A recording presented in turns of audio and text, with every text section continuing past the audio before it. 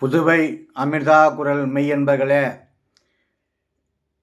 இது எந்த இடம் என்றால் புதுச்சேரி அருகே உள்ள விழுப்புரம் மாவட்டம் மரக்காணம் வட்டம் கீழ்புத்துப்பட்டு கிராமத்தில் எழுந்தருளி அருளாட்சி செய்து வரும் அருள்மிகு ஸ்ரீ மஞ்சினீஸ்வரர் என்கிற கீழ்புத்துப்பட்டு ஐயனார் திருக்கோயில். அந்த இடத்துல தான் இப்போ இருக்கிறோம். இது குடமுழுக்கு விழா நடைபெற இருக்கிறது. அதற்காகத்தான் அங்கு சென்று எங்கள் வீட்டிலிருந்து ஒரு 1.5 கிலோமீட்டர் தொலைவில் உள்ளது. ஆகவே இந்த ஐனாரப்பன் கோயிலை வரலாறையும் சிலதை பார்ப்போம். புதுவை அமிர்தா குரல் மெய்யன்பர்களே, இதுதான் என்ட்ரன்ஸ். இந்த ஆட்சி சொல்லுவாங்கள்ல, இந்த ஆட்சி நம்முடைய ஐயப்பன் பிறந்த இடமாக கருதப்படுகிற இடம்தான் இந்த கீழ்புத்துப்பட்டு மஞ்சினீஸ்வரர் ஆலயம். ஐயப்பனுடைய வரலாறை நாம் பார்க்கின்ற பொழுது நம்முடைய எம்பெருமான் சிவபெருமானுக்கும் மகாவிஷ்ணுவுக்கும் பிறந்த குழந்தைதான் ஐயப்பன். ஐயப்பன் தான் ஐயனார் என்று சொல்லப்படுகிறது. அந்த வரலாறை பார்க்கின்ற பொழுது தாரக வளர்த்து மகரிஷி ஆணவத்தை அகற்றுவதற்காக எம்பெருமான் சிவபெருமானும் நம்முடைய நாராயணனும் சேர்ந்து உருவான ஐயப்பனுடைய வரலாறு தான் இந்த ஐயனார் வரலாறு. பிச்சாடனர் வேடம் போட்டு நம்முடைய எம்பெருமான் சிவபெருமான் வந்தார். மோகினி அவதாரம் போட்டு நம்முடைய நாராயணன் வந்தார். இந்த 2 பேரும் சேர்ந்து ஒரு பேரொளி உருவானது. அந்த பேரொளியால் வந்த குழந்தைதான் ஐயனார். இதிலே சில பேருக்கு குழப்பம் இருக்கும். ஐயனாருக்கு ஆ போடுவதா ஐ போடுவதா என்று. ஐ போடுவதுதான் ஐயனார் தான் சிறந்தது. இந்த காட்டுக்கு நடுவிலே முதலிலே விநாயகர் ஆலயத்தை பார்க்க இருக்கிறோம். இந்த ஐ என்றால் கடவுள், ஐ என்றால் இறைவன், ஐ என்றால் தலைவன். ஆகவே ஐயனார் என்று போடுவது நமக்கெல்லாம் கட்டளையிடுகிற தலைவனாக, ஆண்டவராக, சாஸ்தாவாக விளங்கக்கூடியவர். இந்த கோமாதாவை வணங்குகிறேன். இந்த கோமாதா என்பது எத்தனையோ கோடி தெய்வங்கள் அடங்கியிருக்கிற அந்த கோமாதாவை வணங்கி தாய்ப்பாலுக்கு அடுத்து நம்மை காக்கக்கூடிய பால் கொடுத்து காப்பது பசு. இதாங்க செல்வ விநாயகர் ஆலயம். இந்த ஆலயத்தினுடைய குடமுழுக்கு நடைபெற இருக்கிறது. முதலிலே விநாயகர் கோயிலுக்கு காலையிலே குடமுழுக்கு. முதலிலே விநாயகர் கோயிலுக்கு தான் முதலிலே குடமுழுக்கு. 3 யாகசாலையாக இந்த ஆலயத்திலே பிரித்திருக்கிறார்கள். இந்த யாகசாலையில் முதலிலே நம்முடைய செல்வ விநாயகருக்கு தான், இந்த செல்வ விநாயகருக்கு பாருங்கள், முதலிலே கும்பாபிஷேகம். இந்த கும்பாபிஷேக வேலை நடைபெற காரணத்தினால் யாரும் அங்கு விநாயகரை மூலவரை தரிசிக்க முடியாது. அதற்கு பதில் உற்சவர் சிலையை நாம் வணங்கி விட்டு வந்தோம். மிகவும் சக்தி வாய்ந்த செல்வ விநாயகர் காட்டுக்கு பின்புறம் இருக்கிறார், மேற்கு நோக்கி. அந்த தரிசனத்தை பார்க்கிறோம். அந்த துணி போட்டு மூடி வச்சுக்கிது பாருங்கள், விநாயகர், செல்வ விநாயகர்.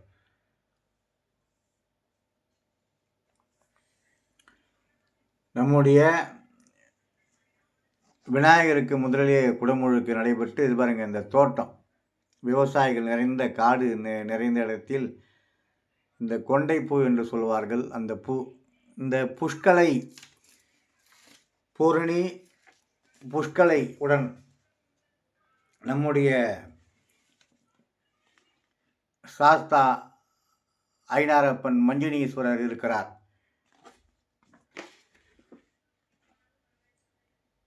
அதாவது பூரணியுடன் புஷ்கலையுடன் இருக்கிற சிவபெருமானுடைய அவதாரமாகத்தான் நாம் அதை பார்க்கிறோம். ஆகவே அந்த எம்பெருமானுடைய குடமுழுக்கு நீங்கள் எல்லாம் கலந்து கொள்ள வேண்டும் என்பதற்காக என்ன பாருங்கள், இந்த பூந்தோட்டத்துக்கு அருகே செல்வ விநாயகர் வெறும் விவசாய இடங்கள் தான், பக்கத்திலே சித்தராலயம் இருக்கிறது, அதையும் நாம் பார்க்க இருக்கிறோம்.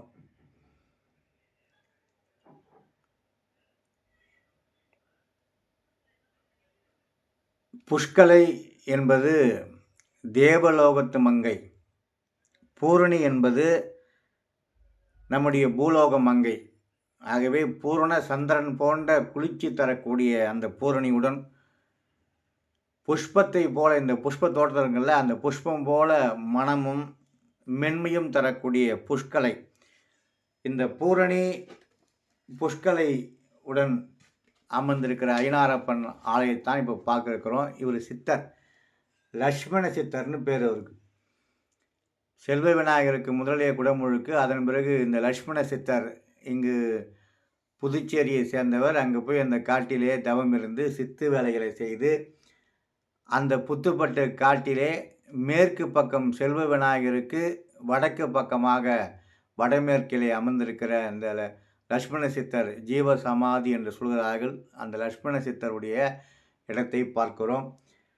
இவர் நிறைய சித்து வேலைகளை செய்து அந்த பகுதி மக்களுக்கு நோய்களை தீர்த்திருக்கிறார். ஐனாரப்பன் கோயிலுக்கு பின்னால் இருக்கிறார்.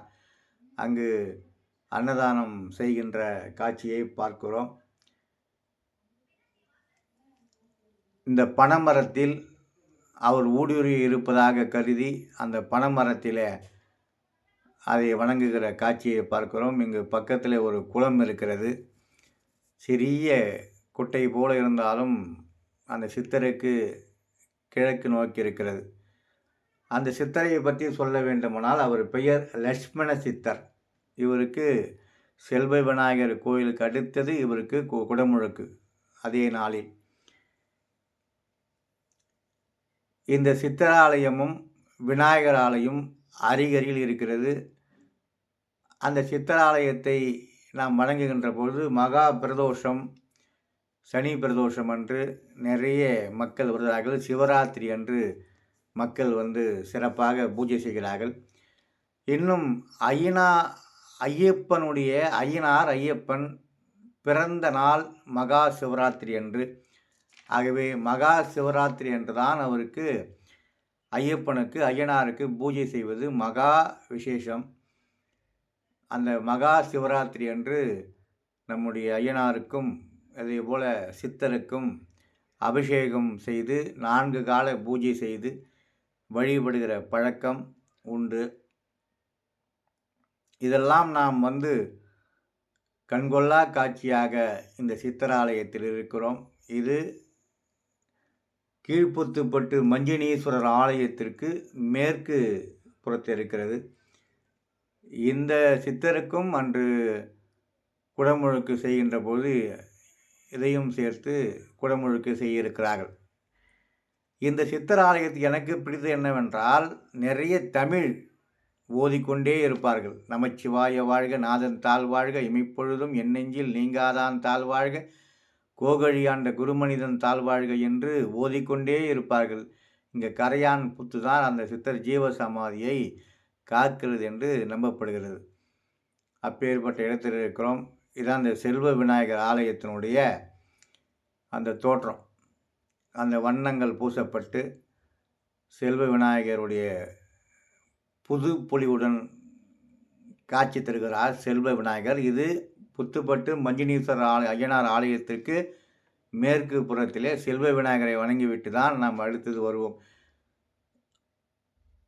பாலும் தெளிதேனும் பாகும் பருப்பும் இவை 4ம் உனக்கு நான் கலந்து தருவேன், கோலம் செய் துன்பக் கரிமுகத்து தூமணியே எனக்கு சங்கத்தமிழ் 3ம் தாய் என்று அபையார் பாடிய செல்வ விநாயகரை வணங்கிவிட்டு அதன் பிறகு சித்தர் எம்பெருமான் இருக்கிற இடத்துல இந்த பக்கம் அந்த மாடெல்லாம் வருது பாருங்கள், அந்த திசையை நோக்கி ஒரு 30 மீட்டர் தொலைவில் நம்முடைய சித்தர் இப்போ பார்த்தோமே அந்த சித்தர் பீடம் இருக்கிறது. இதான் குடமுழுக்கு பத்திரிகை. அருள்மிகு ஸ்ரீ மஞ்சுனீஸ்வரர் என்கிற கீழ்ப்புத்துப்பட்டு ஐயனார் திருக்கோயில். பரிவார தெய்வங்கள் மகா கும்பாபிஷேகம், ஜீர்ணோத்தாரண அப்படின்னு சொல்லுவாங்க, அஷ்டபந்தன எல்லாம் புதுப்பிக்கப்பட்டு மகா கும்பாபிஷேகம் நடைபெறுகிறது என்று அங்கே பத்திரிகையை பார்த்தோம். இதை உங்களுக்கு தெரிவிப்பதில் மிகுந்த மகிழ்ச்சி அடைகிறோம். இது 2ஆம் தேதி 2/9/2024 திங்கட்கிழமை மாலை 5 மணிக்கு மேல் இரவு 7:30 மணிக்குள் யாகசாலை தொடங்குகிறது. அடுத்தது 5/9/2024 வியாழக்கிழமை அதிகாலை 5 மணிக்கு 4ஆம் கால பூஜை தொடக்கம். 7:30 மணிக்கு பரிவார யாகசாலையில் பூர்ணாகதி, கலசங்கள் புறப்பாடு, தீபாரதனை. இங்கே பாருங்க, இதான் லட்சுமண சித்தர்.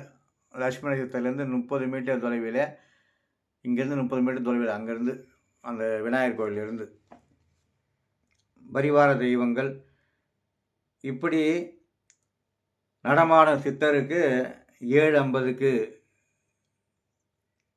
அதே போல் 8:35 மணிக்கு நாகவள்ளி புற்றம்மன். இதெல்லாம் உங்களுக்கு காட்டுறேன். இங்கே யாகசாலை தான்.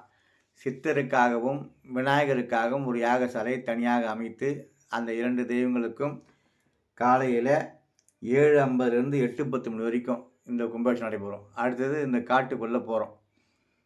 இந்த குதிரை, இங்கே குதிரைகள் பற்றி தான் ஐயப்பன் பிறந்த இடம். அதாவது சொன்னேன், மோகினி அவதாரத்தில் 2 பேரொளி ஏற்பட்டு நம்முடைய ஐயனாரப்பன் பிறந்த இடம். அந்த ஐயனாரப்பன் பிறந்த இடத்துல நாம் இப்போ இருக்கிறோம். நிறைய குதிரை இருக்குது பாருங்கள். அந்த குதிரையை வேண்டி கொண்டு வருவார்கள்.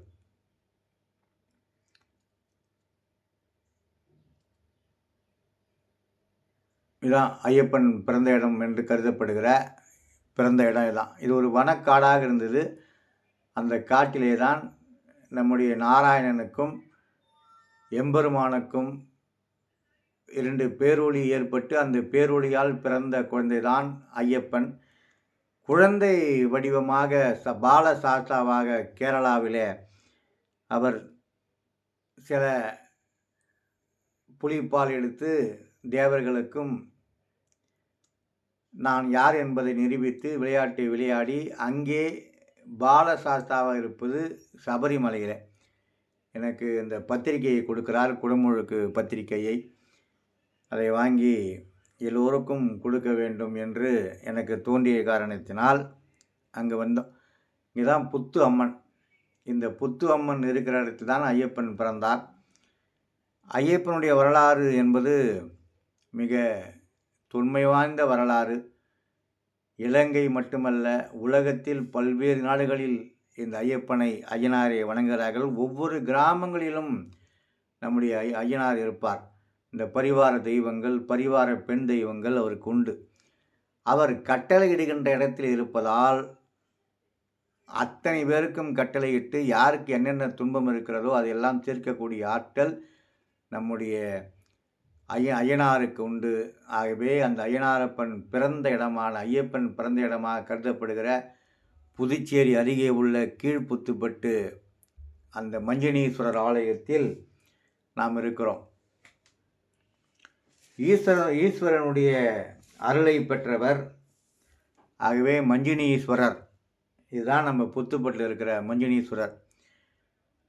பூரணி புஷ்களை உடன் இருப்பதால் இந்த குதிரை பாருங்கள். குதிரை எப்படி என்றால், குதிரையை வேண்டிக் கொள்வார்கள். சில பேர் யானையை வேண்டிக் கொள்வார்கள். ஆடு, நாய், குதிரை இதெல்லாம் வேண்டிக் கொண்டு தலையிலே மண் குதிரையை தலையிலே சுமந்து கொண்டு கோயிலை சுற்றி அங்கே வைப்பார்கள்.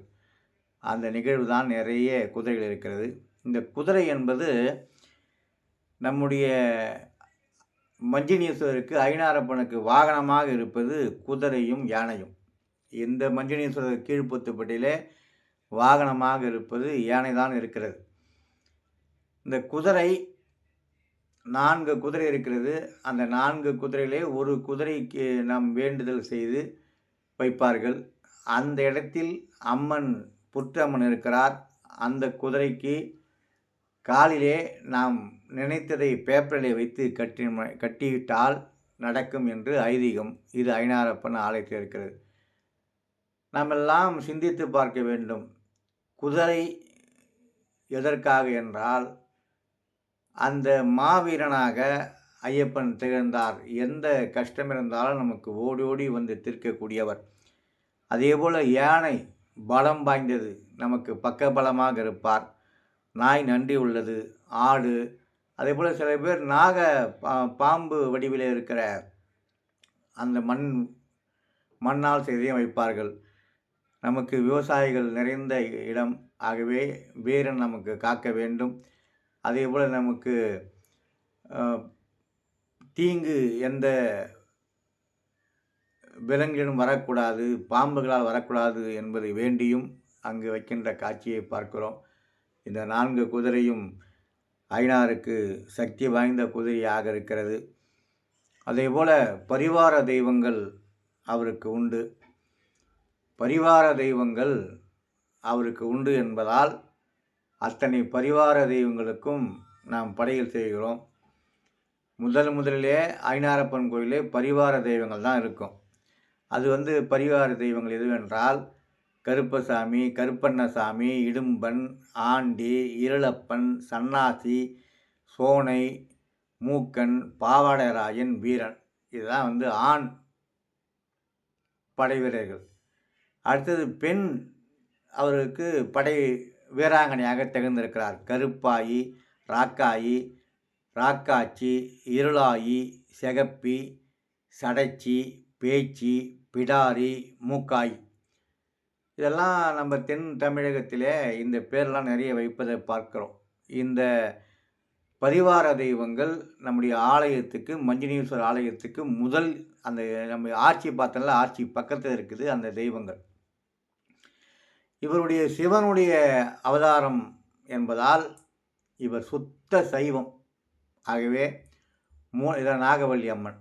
இந்த விவசாயிகளுக்கு நாகத்தால் வருகின்ற துன்பம் வரக்கூடாது என்பதற்காக இந்த நாகவல்லி அம்மன் ஆலயத்திற்கு அங்கு சென்று வணங்கி நாக பொம்மையை வைத்து, மண் பொம்மையை வைத்து வழிபடுவது வழக்கம். இதேபோல் காட்டில் பாருங்கள், அந்த காட்டில் அந்த பூந்து வர வேண்டியதாக இருக்குது.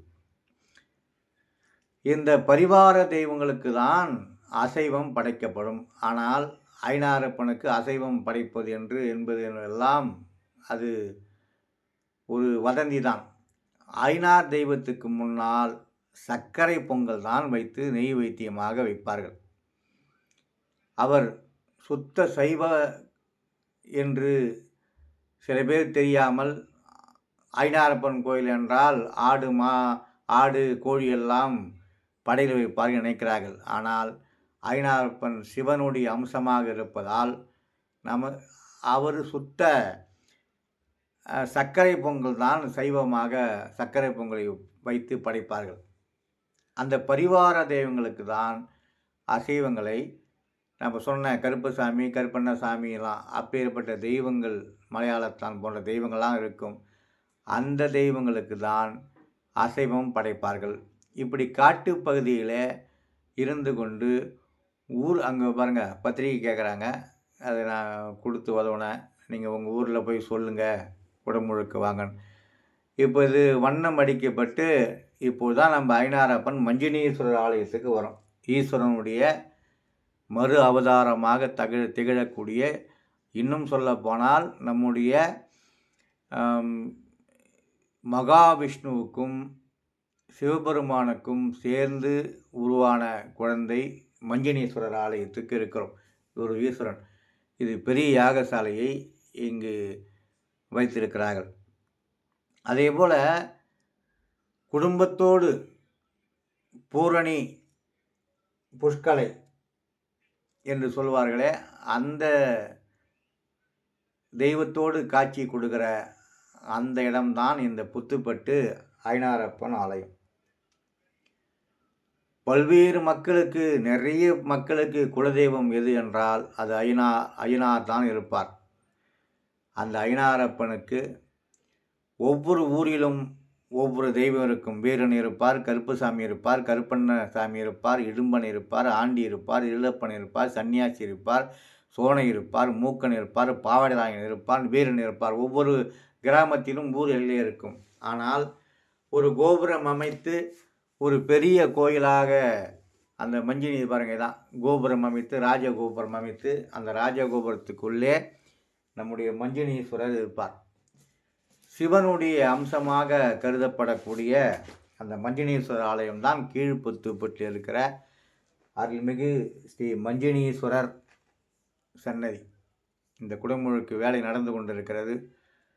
அந்த மஞ்சினீஸ்வரர் ஆலயத்துக்கு உள்ளே சென்றோம். பராமரிப்பு வேலைகள் நடந்து மகா கும்பாபிஷேகம் நடைபெற உள்ளது.